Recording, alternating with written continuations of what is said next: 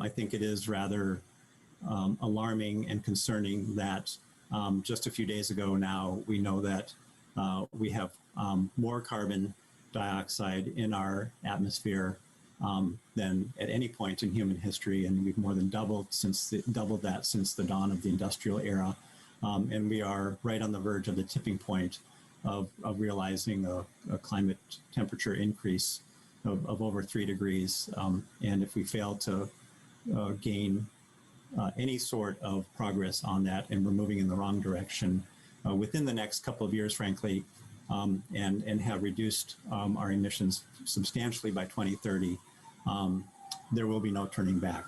And the consequences to our environment and our economy and public health and so many realms of human endeavor will be very, very negatively impacted. So it's kind of an all hands on deck kind of moment, and we need to just make sure that the PCA is doing its part. On line 10 of the amendment, just so that it's not obscured, that would delete the language that prohibits the Pollution Control Agency from regulating on pollution that comes from automobiles. And we know that, of course, pollution kills somewhere between 1 and 200,000 citizens in our country every year.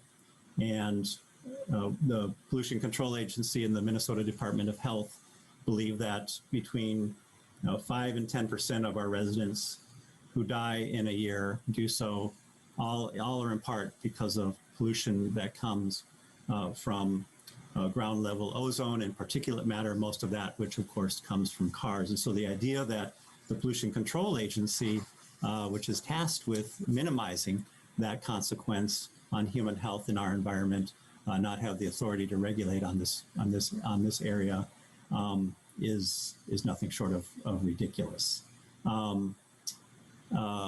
So, Mr. Chair, I would encourage members to support the A14 and am available for questions. Senator Ingebrigtsen. Thank you, Mr. Chair. I would ask you not to support this amendment. Senator Dibble, I know you're passionate about this, and I've heard this time and again from you, and probably more so from you than anybody in my history here with you in the Senate. But I think you're using a lot of generalities. You're using a national, kind of a national feeling that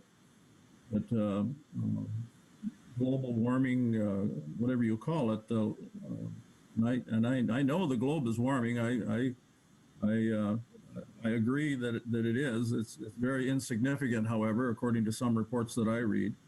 And I don't think that the scare that we're going to be, I don't know what comments of 8 years, if we don't deal with some of these things, I don't know what that means, if we're all going to be blowing up in 8 years or what's going to happen. But I know that Minnesota's air quality is a lot better than what it is in California. And for goodness sakes, our administration wants to compare us, of all people, of all states, with California, California emissions. And I'm going to pick on that one just for a second, Senator Dibble.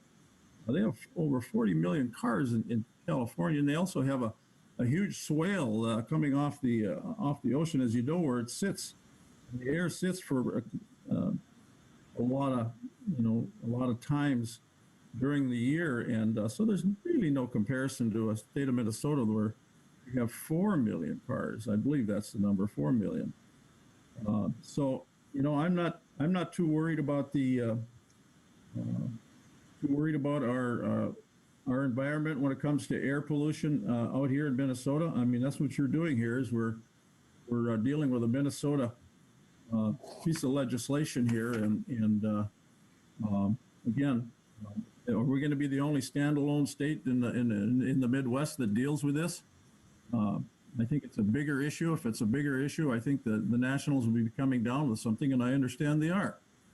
I understand and reading up on the new Green Deal coming from Washington, and I'm very concerned about that. very concerned about where that's going to bring us. And I think we all should be taking a look at that. So I don't take it lightly, Senator, but at the same time, I'm not quite as an alarmist as you are. I think we live in a pretty good area here, and I don't want to strap ourselves down with all kinds of regulations just because of general statements of the national tactics that some have. So, with all due respect, I would ask that people do not vote for this amendment. Senator Dibble. Well, thank you, Mr. Chair. I'm not going to get into an extended back and forth with Senator Ingebrigtsen. I know that he doesn't believe that climate change is an actual fact. So there's no persuading Senator Ingebrigtsen and that it's man-made. And I know there's a tremendous amount of the denial of the science of the consequence of air pollution on human health in Minnesota. I would just offer members of the public who are listening, sometimes in these committees, members are kind of talking past each other. So I'll just invite members of the public to take a look at the research and the studies that show the level of premature death that's attributable to automobile emissions in Minnesota. I would invite them to take a look at the number of air quality alert days that we experience here in Minnesota. I'm a runner. And on those days, I can't go out and run because I know that I'm going to be drawing, and I can feel the difference in the effect on my own body when I'm out, when I don't realize it's an air quality day and I end up going out running and I'm drawing all of that ground level ozone and all those particulates deep into my body. It makes me feel sick. And I'm a very healthy person. And so the consequence on people who have more marginal health is quite dramatic, and the Pollution Control Agency should be allowed to continue to regulate for that. And on the notion of clean cars, the fact is that this was the national standard until Donald Trump, at the behest of the oil industry, decided to reverse those regulations. So this is not a California standard. And also the rules that we're writing are specific to Minnesota, with ample opportunity for public input, which there's been tens of thousands of comments from the members of the public in Minnesota, and a tremendous amount of consultation with the stakeholders, and a very, very slow amount of time to phase in some of these ideas to allow the marketplace to get ready for electric cars and low and no emission vehicles. Thank you, Mr. Chair. Any additional, Mr. Senator Ingebrigtsen? Just real quickly, to those that are listening, you can tell that the two of us don't agree necessarily on everything. However, I'd encourage them to contact my office if they are very concerned about this. I'd be more than happy to answer those emails or even phone calls.